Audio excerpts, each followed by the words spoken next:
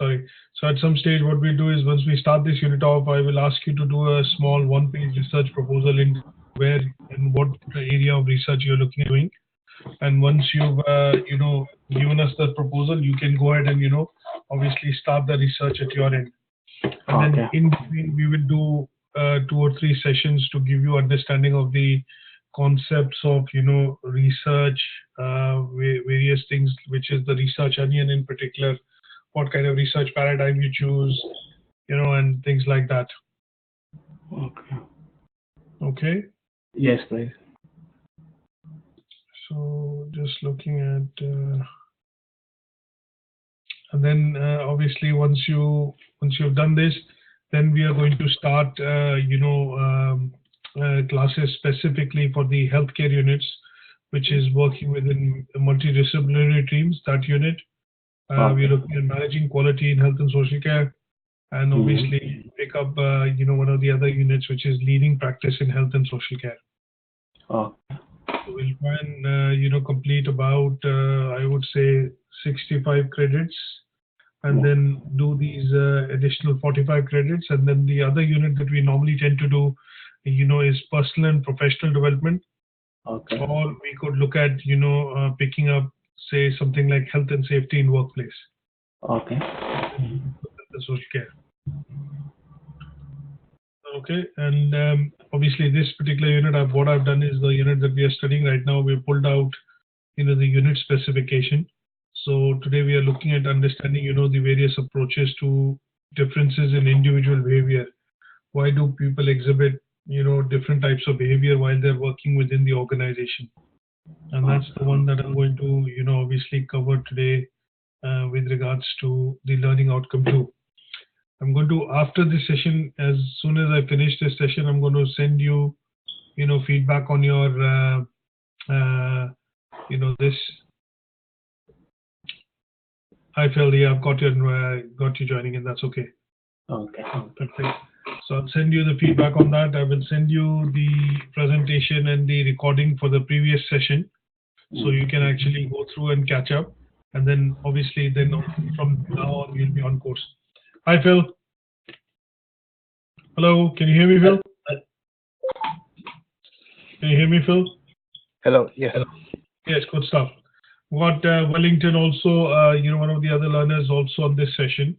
So we are going to start off with obviously the learning outcome 2, which is what we are continuing on this particular unit, which talks about understanding the approaches to managing differences in individual behavior. Why do individuals actually show a certain type of behavior when they work within organizations? And parallelly, what I've got, is a bit of reading which I'm going to send to you just after this, along with the presentation. This is a particular handout which directly corresponds to approaches of managing differences and behavior within the organizations. So this will form a very good reading, and also will help you to do a bit of the assignment writing work, where you will be able to pick out basic things which are a part of the indicative content, some of the theories and frameworks. But we will discuss this in today's session, and I'll point out the relevant pages essentially that you need to read. This is a big handout because it's a common handout that we use between HRM, organization behavior, and people management. But I will direct you towards the pages that you have to read in particular, pages 54 until pages 55, and which will give you a good understanding in terms of this particular learning outcome when you look at individual behaviors. So let me start off by putting a slide on the screen, but without reading the slide, what I would want you to look at is, and maybe think about, why do you think people behave differently? Why do you think no two people behave in a similar way? Why people behave in a similar way, right? No, don't behave in a similar way. Why do you think people behave differently? They have different characters.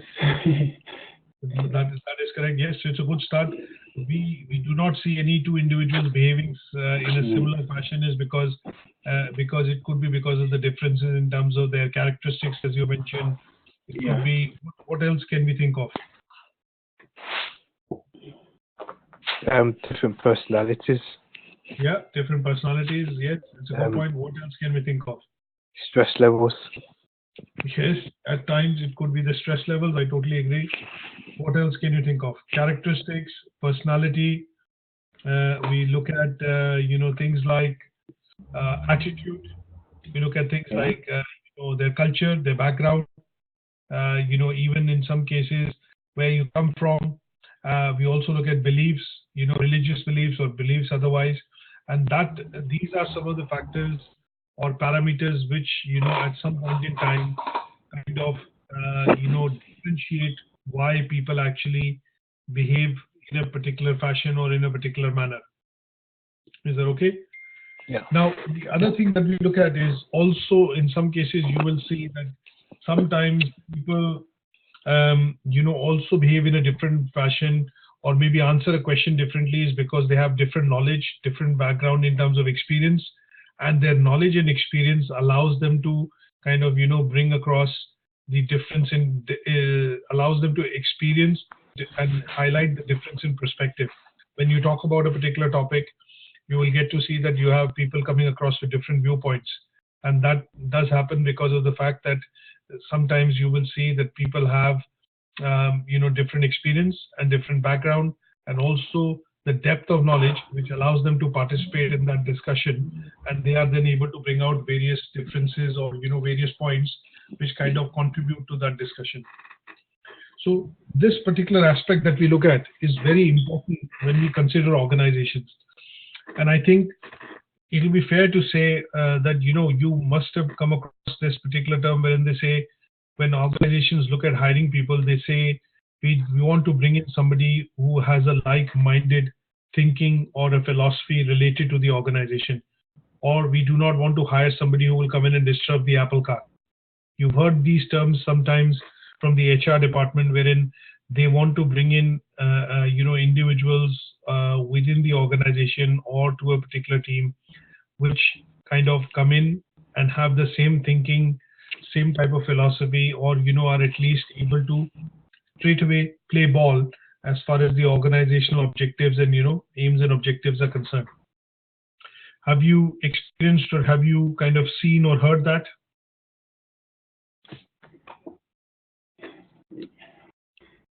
Is that something that you can correlate to, or is that something that you can understand that when people say that we want to hire somebody who can come in and be a part of the team rather than being a disruptor in the team? That means what they are trying to allude is to the fact that they are looking at hiring people who exhibit a certain type of behavior, or who exhibit certain types of qualities which are going to be relevant and important for them to work effectively as a team. Okay? Yeah.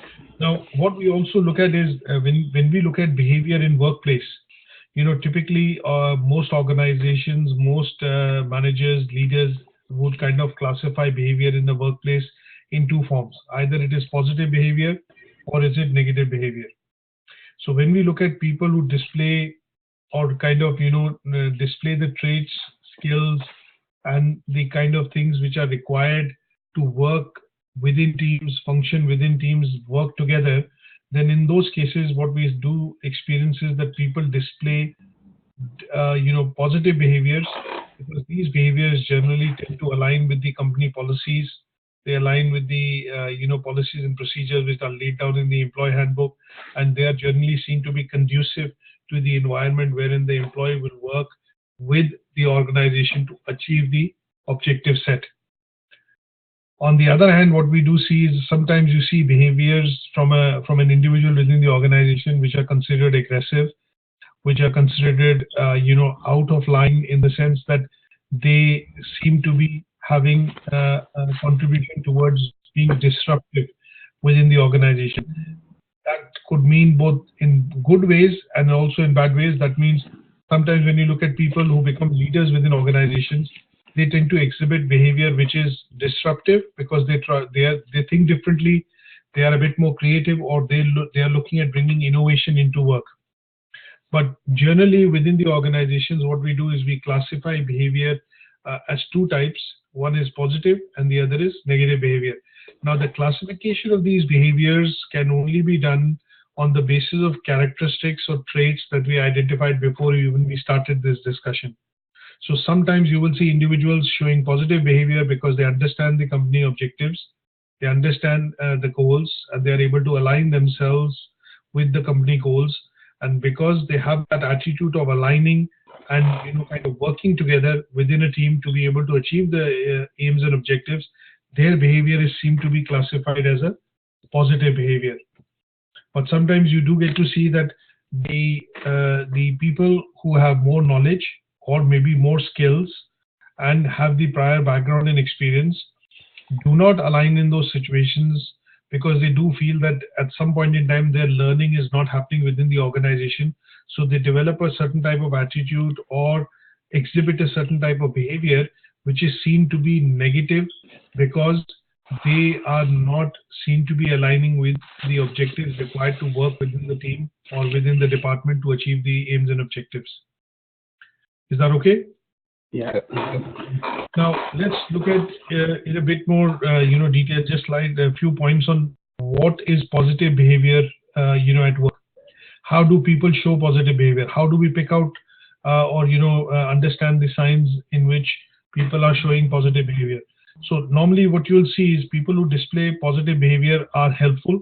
So for example, you have somebody in your office and as a colleague, they probably, they've had a bit of a mishap that they've slipped, but you have people walking by next to them and they will say, okay, they immediately come, to help that other person and obviously pick that person up or, give him a bit of support. And that is generally seen to be a behavior which is trying to, help people or show that they have a helpful attitude towards, other colleagues within the environment. And that exhibits something which is aligned as positive behavior. So you're basically trying to help solve problems. You're trying to find solutions to the problems. So sometimes when you have your team meetings, what you get to see is that during the discussion, maybe your manager, your supervisor gives you a certain bit of opportunity to explain or, discuss and come up with a solution to a problem. So you will see that people who get who try and participate in the discussion to come up with ideas or, ways in which the problem could be resolved are seen to be exhibiting positive behavior. And the ones which are sitting on the fringes or maybe not having a discussion or not being seen as active within those discussions would be considered, okay, you're not participating. Sometimes you will have a comment which will come in and say you're not participating in the discussion.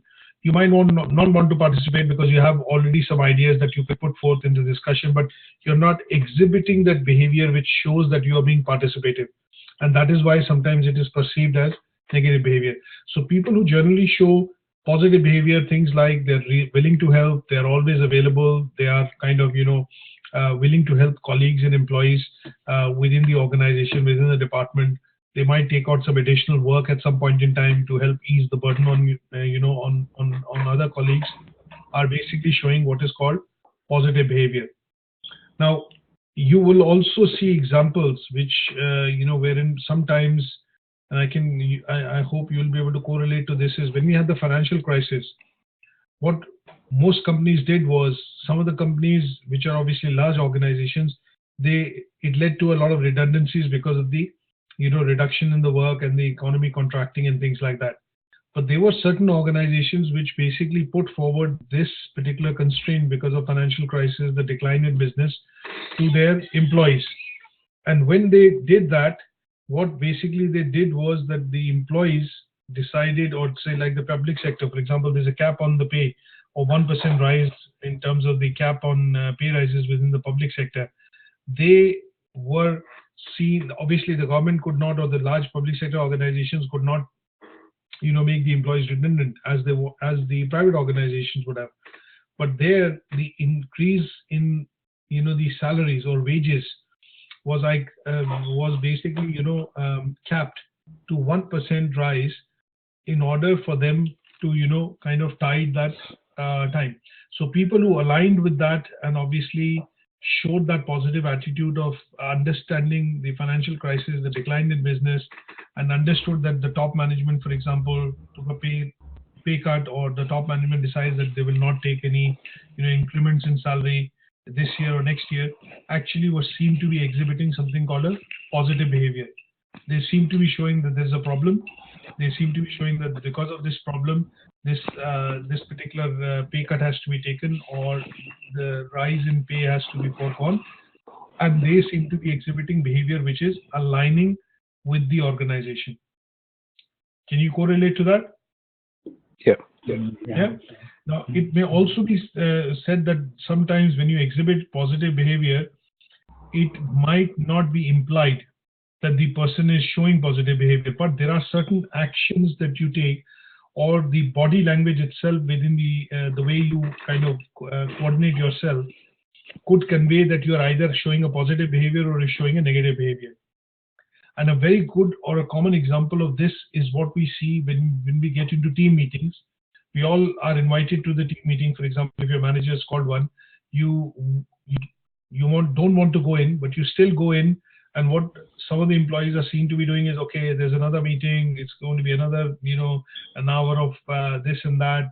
It's going to be quite cumbersome.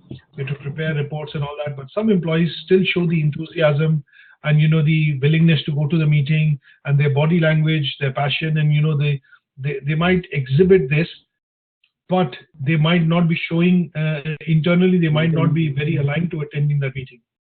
But their body language still shows that they are willing to go along and give it another try, or get into this meeting. So sometimes you get to see that even if you do not want to employ that you want to show this, or but your body or your body language, your attitude, the way you conduct yourself still portrays a negative or a positive behavior, isn't it? Yeah. So sometimes when you call for a meeting and you sit with your arms closed, you're seemingly, the body language basically is saying that you are not open for discussion. You're kind of just forced into the discussion and things like that, but you're not willing to contribute. You're not willing to listen. So these are things which when we manage people, the whole idea of studying this particular unit, when at the managerial level, when we manage people, these are things or skills or traits that we have to learn. And some of these things we have to learn because we have to be able to manage employees or manage staff effectively to be able to get work done. And these are things, these are the reasons why we have to study, obviously something related to this learning outcome too, is that how do we pick out positive or negative behavior when you are in a particular situation? How do you differentiate between the two? And that is what we are looking at examining, in this particular learning outcome. So your body language does a lot of talking, even if you're not physically talking, or physically seen to be talking. But your language, the body language, the attitude that you show, and in general, the way you conduct yourself can exhibit positive and can exhibit negative behavior. Is that okay? Yeah. Now, let's look at the reverse side. The flip side of it is how people show negative behavior, and why do people show negative behavior? What is negative behavior? So negative behavior is generally considered, when we can look at it from a discussion point of view in a workplace, as people when they show aggression or aggressive behavior in particular. You will see situations wherein sometimes some employees become a bit more aggressive with their colleagues in terms of their discussion. If they are not getting their way in terms of having their side of things taken or understood in the discussion, they become a bit more aggressive. And there is a thin line differentiation between being aggressive and being passionate. Sometimes you will see that people withdraw from the discussions altogether because they see that the other side is not able to see their viewpoint altogether. And rather than being aggressive, or rather than put that point across in a different way, what they do is they totally withdraw themselves, which also can exhibit, withdraw themselves from the discussion altogether, which can also say that they are not conforming or participating in that discussion, which could mean negative behavior. And sometimes you will see that people get displaced because of the fact that they seem to be losing their point of view or interest, and that is where you will see that it also kind of becomes, negative behavior.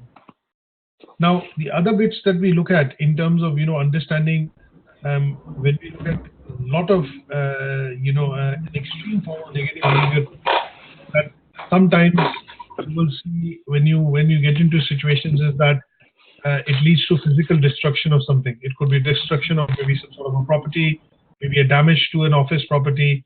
Sometimes it could be abusive language, and these are also clear indicators of negative behavior. Now, sometimes what you get to see is that there could be situations which develop within colleagues which also exhibit negative behavior. And an example of this could be something which comes across, say for let's say for discussion's sakes, you've two sales managers, and one of the sales managers has outperformed the other. And what then tends to happen is the person who has been outperformed or has not been able to meet the target, let's put it this way, that person finds lots of excuses, lots of reasons of why the target could not be reached. And in that justification of why it could not be reached, sometimes you see that person looks at exhibiting negative behavior because they will put forward points which are going to be negative points towards the other person's achievement.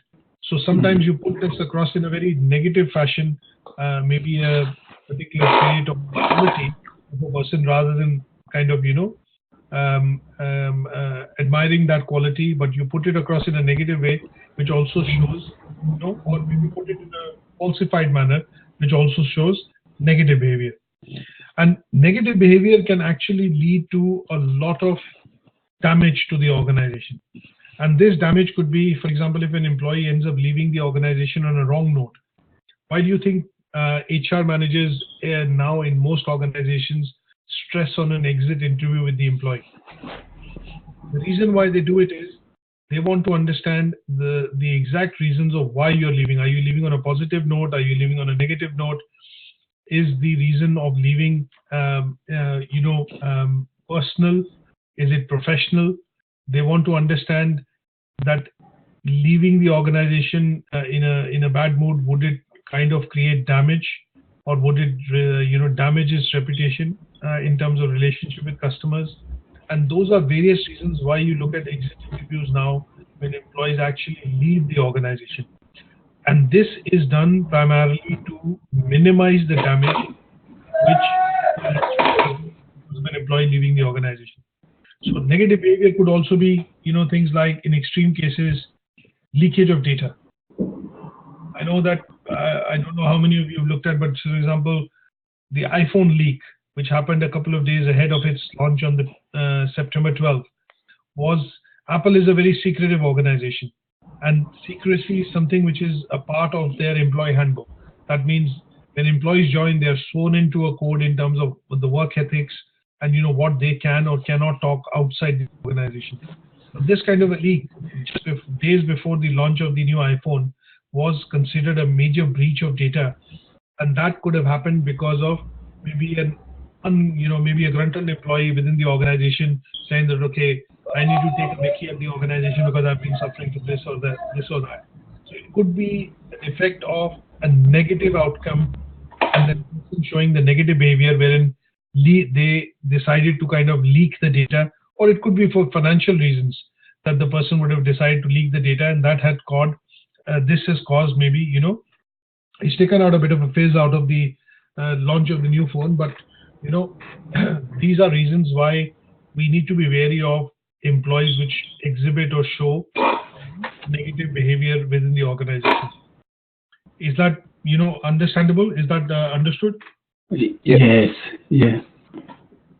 Now let's look at how do we manage these differences. Now, what does behavior do? Behavior actually creates differences. Now, if I have a positive, kind of a outlook towards certain situation, and some of my colleagues have a very different outlook towards that situation, if the outlooks do not match, or if we do not agree at some stage as colleagues, then it can lead to differences. And when differences lead, when you have differences which happen because of the outcome of negatives rather than some together positives, what you get to see is that this needs to be effectively managed at the workplace, and this management, require this particular difference in terms of the, the behavior shown by the individuals in the organization requires effective management. Now, if it is not done, then it can lead to, some sort of a drawback, loss of business, loss of reputation, and a whole host of other things, within the organization. Now, how do we manage differences? Let's understand these differences can happen because of behavior, what kind of behavior they're showing, positive or negative, but differences do arise, and these differences then restrict, people from either working as a team or restrict people from actually positively contributing towards a particular objective. So differences have to be managed, and these differences could arise because of discrimination. These differences could arise because of difference in pay packages, for example. It could arise in terms of preferences, because the way managers prefer employees or give preference to employees. And in some cases, these differences in behaviors can happen because the organization itself is undergoing a change, but the individuals working within those departments or within those roles do not appreciate or like that change happening, and they then start to exhibit or show behavioral differences towards the change which are coming across the organization. So many of these situations which basically lead to how individuals generally behave within a workplace can be influenced by lots of situations which are internal and external to the organization.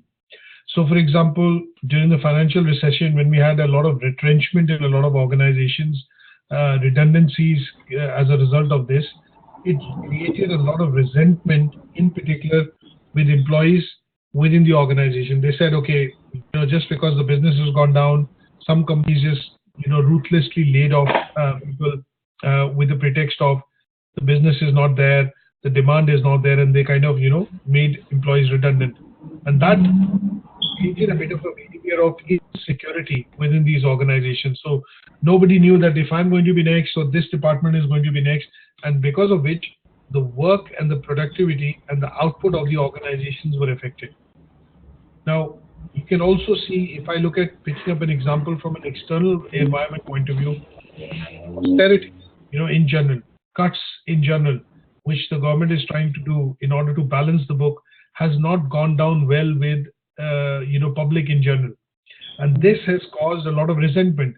And this resentment is also coming out in terms of, behavioral differences, which we get to see when we have, people walking down to the parliament, or maybe, picketing or things like that. That they've been let down by the government in terms of running austerity for such a long period of time. And this has led to, obviously the overall income stagnating, not growing at the pace as they need to grow. And the inflation is kind of outstripping the growth in terms of incomes or salaries, which is happening for individuals generally within the private and the public sector. Now, these are nothing but behavioral differences, and these have to be resolved.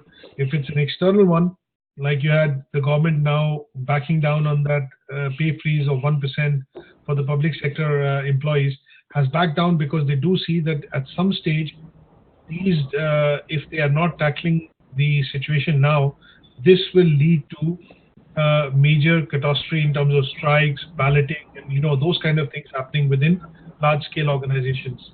So sometimes you will get to see that these differences arise because of the external factors, which we can analyze through PESTEL as a framework. So it could be political factors, it could be economic factors, social factors, and when we kind of compound and start affecting the productivity and efficiency of the organization, managers have to get down to resolving these differences, whether it's creating a positive attitude or positive attitude towards the organization, or is it creating a negative attitude towards the organization. Is that okay? Yeah. How to identify these is you get into obviously doing some analysis using frameworks like PESTEL. You look at stakeholders, and the stakeholders will need to be identified in terms of who are the key people they need to speak to influence them. They then talk within their teams to be able to work through those differences to align behaviors or kind of bring the situation under control. So behaviors are important within workplace in a nutshell. They can be positive, they can be negative. They are influenced by internal and external factors within the organization. And as managers, what we need to be able to pick up is the skills and traits that we need to develop when we get into managerial shoes, or when we become a manager and have that roles and responsibility, that we need to have the tools and techniques to be able to manage these behaviors, whether they are positive or they are negative. Okay, and in order to understand and better manage these behavioral differences, we need to understand the reasons where they are coming across. We need to look at the individual personalities, the kind of people that we work with, what attitudes they show, what are the key embodiments of culture, religious beliefs, and when we look at things like the opinion of employees in general, and all these factors have to be looked into to manage this effectively, so that the organization develops a conducive atmosphere for employees and for the organization to achieve its goals. Okay? Yeah. Now, what I will do is basically, how do we look at reducing these differences? Some of the points I've summarized, but if I look at this slide here in particular, how do we look at managing these behaviors within organization? One is the foremost important thing that we look at is we always stress on open channels of communication. Sometimes you will see that these differences arise because there's not clear enough communication happening within employees or within a particular department. So communication as a channel is one of the key, one of the keys to be able to solve, differences in terms of, differences amongst employees within a workplace. There are further areas that we can look at is sometimes what we need to be able to do is identify need of employees. If you provide, as they say, as employer, if you're able to provide the basic resources and the motivation to the employees to be able to work, you would normally see that most employees work within the remit of what the role and responsibility is, and they work towards rather than against the organization. Sometimes you will see that the behaviors can also be managed and positively propagated amongst departments and other employees if announcements, small steps like announcements of recognition are positively put out in the workplace. So most organizations, if you see in the retail and the services sector, the financial sector, have a reward and employee mechanism like Employee of the Month. What they want to do is basically, in some cases they have a financial reward, but in some cases they have a recognition of the Employee of the Month, and that sends out, let's put it this way, that kind of promotes positive behavior, because it kind of motivates others who have not been able to achieve that to work towards it. And it might have some financial benefits, it might not have some financial benefits. Sometimes you see training and development within the staff, within the organization, also creates and helps you, kind of iron out differences in the workplace.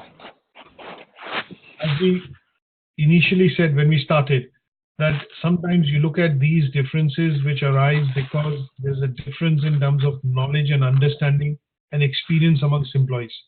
So training is an essential tool which bridges the gap of making sure that every employee within a particular department or every employee within a particular type of role has received the training and knowledge to be able to upgrade or kind of reskill, so that they have enough to understand the roles and responsibilities given for them to execute in that particular area. The other obvious ways are that, sometimes what you tend to do is if you're looking at, if HR managers are looking at identifying traits, then regular review and appraisal processes pick out these things in terms of negative behavior if somebody is consistently showing that behavior. Somebody is consistently not complying with the rules and regulations. For example, reporting to office. Imagine if you're working within a manufacturing or an engineering company like a car motor company, and your shift starts at 8 a.m. in the morning, but you repeatedly, kind of come late and start your shift late. So maybe they will give you a few warnings, but at some stage, what they will say is the employee, after a few warnings, they might put you into a training to do a bit of time management. And if you're still not able to do it, then they normally see that either the person is not serious about the job or the role, or they see that this as an excuse to kind of, not comply with the rules and regulation. And in order for this not to spread, what they do is they normally either change the department of that person or give him a different responsibility, or the person is normally shown the door, because they don't want this negative behavior to be building within the company, wherein it kind of stands to then disrupt the, the functioning of the organization. Is that correct? Yeah. Yes. Now, just let's look at, the second part of our discussion is, let's look at this, what kind of management style suit and in what, which type of behaviors, what management styles are used to be able to differentiate and manage these behaviors. So there are 2 or 3 management styles or theories that we in particular will really, kind of relate directly to this topic. And one of them is basically the, the theory X and Y. For some of you, obviously, theory X and Y, a bit of background which I put is that this was, a theory proposed by one of the psychologists, in the early 60s, Douglas McGregor. And he basically proposed 2 sides to management. There is something which is the X side, which is the Y side of management. So his theory then came about as the theory X and Y theory of management. And basically it proposed 2 aspects. One is the human side of enterprise. And obviously this is a book in which he has written. So the theory X basically conforms to saying that, the management style is normally authoritarian. That means you typically would have, managers or management working within the remit of being authoritative. That means democratic behavior, and they expect that whatever is said is actually done by the staff and the employees in the organization. The other style which he proposed, which was Y, was that the managers tend to follow a participative style. That means they invite suggestions, they invite participation from colleagues or people within the team to be able to get the work done. And this then became, a standpoint of kind of understanding how and which management style you get to see when you exhibit or when you get to see different behaviors within the organization.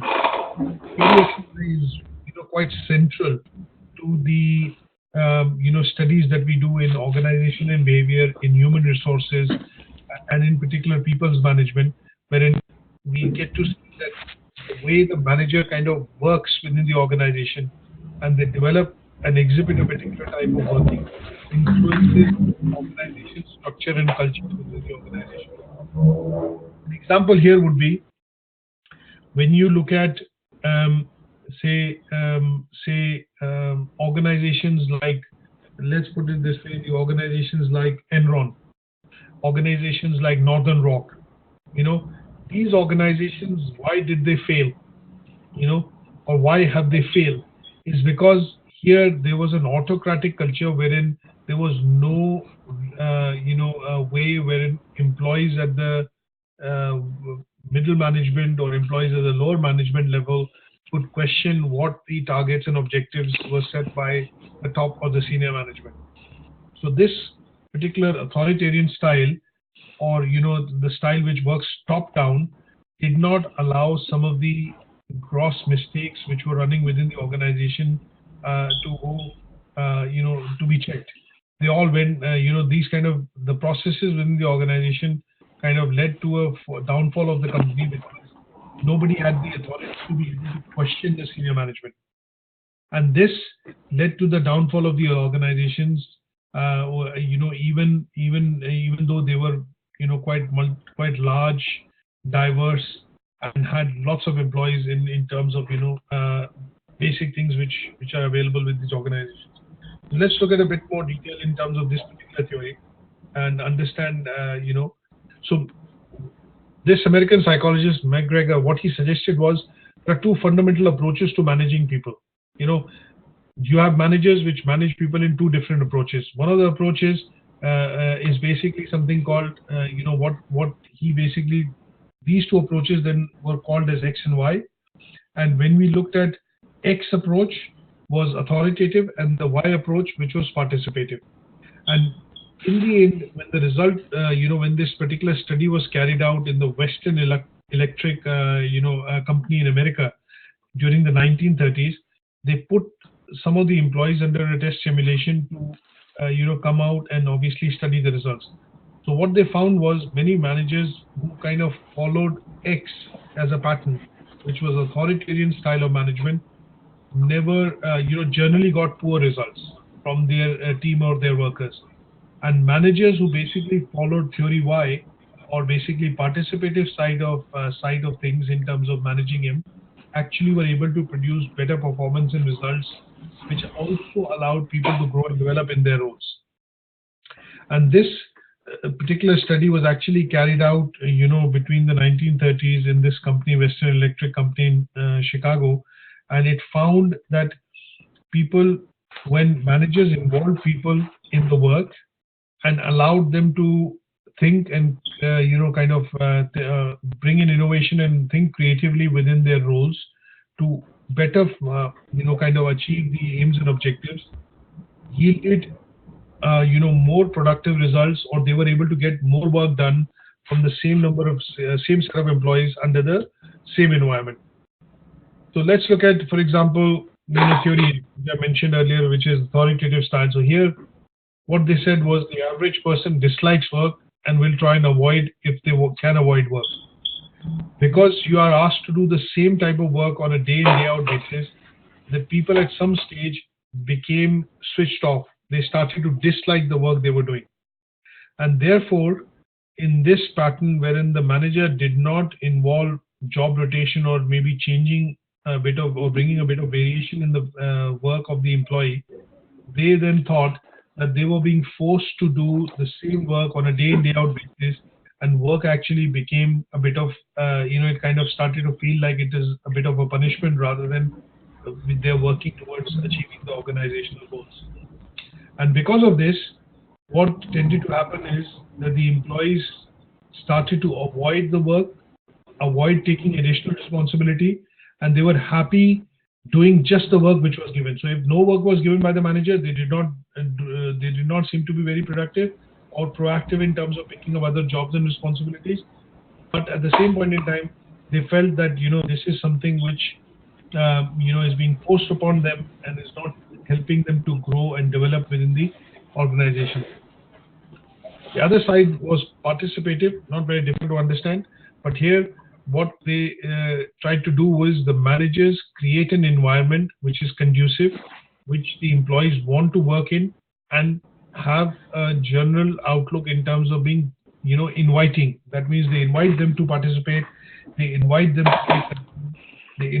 to delegate and exchange responsibilities, which promotes a sense of commitment and buy into the objective of the organization, and as a result it creates more productivity and it creates more ownership of work within the organization. And this style of management is the style of management which most companies want.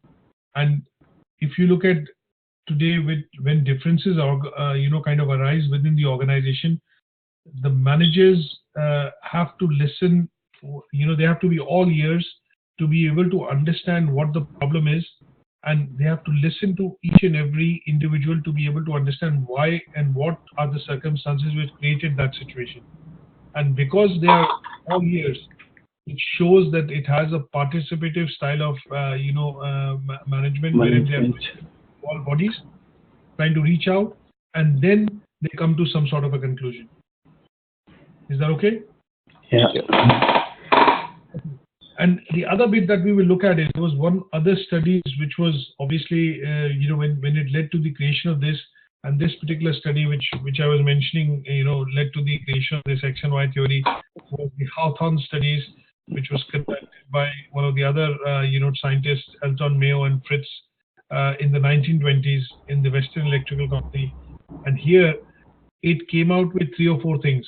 This, together with the Maslow's theory, talks about that in general, if you have managers which are more compassionate and they are more willing to listen to the employees, are more productive as compared to when the company looks at just providing, say, for example, maybe the right financial incentives or the infrastructure for the employees to be able to do the work.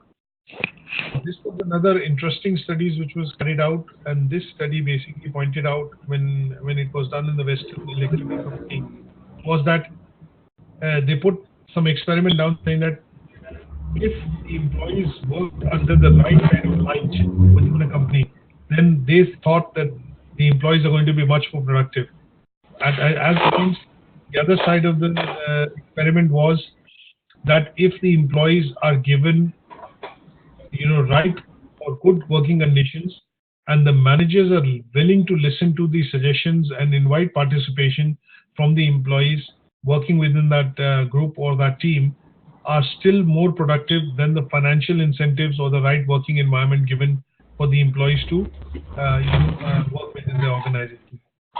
And these kind of things is what we need to understand when we look at, in particular, to solve differences or behaviors, to kind of evolve positive behaviors within the organization. So managers here have to look at understanding these studies and experiments and learn from them to be able to put them into practice by understanding that sometimes if you are listening to your employees or listening to your staff members, it is more important than looking at providing financial incentives, right infrastructure, working conditions. But the participative style of management allows you to then bring them together and make them work together in terms of to be able to produce the right end results which the organization requires. Is that okay? Yeah. Any questions on this?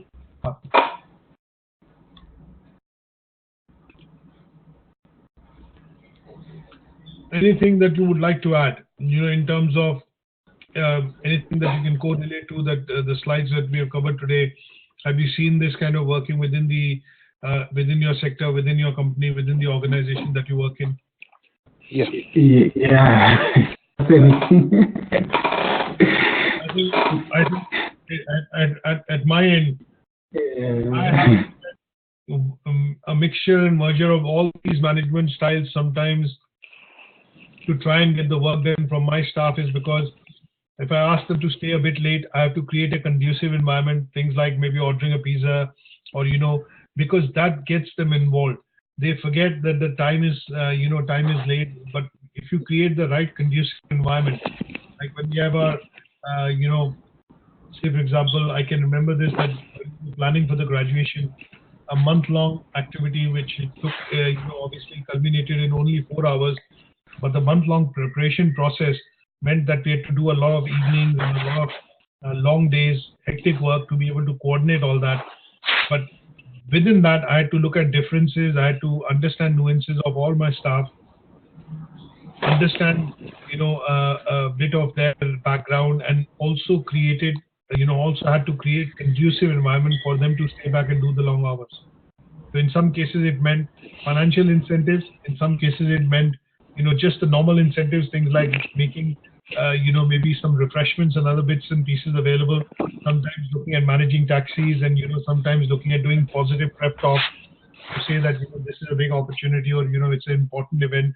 And those helped me to manage, this particular, large event and positive outcomes, because I was able to manage behaviors, I was able to manage attitudes, and I was able to manage the expectation in terms of financial incentives and their involvement to be able to get the work done.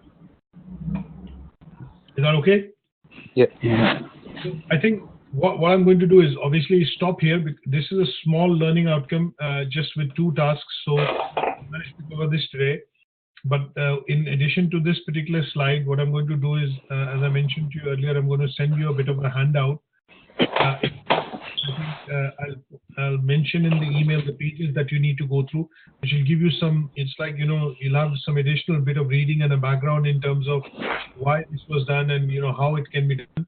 And this handout is going to be useful in general, and we will use this across one of the other units as well when we do it in the future. So the reading from this will also help you to put together some sort of work for your assignment as well. Okay. Yeah. Any questions and queries as usual? If not now, then more than welcome to send across on the email. And this presentation handout I'm going to send out along with the handout for the first learning outcome that we covered last week. Okay. Okay. Good stuff. So I'm going to stop here for today, and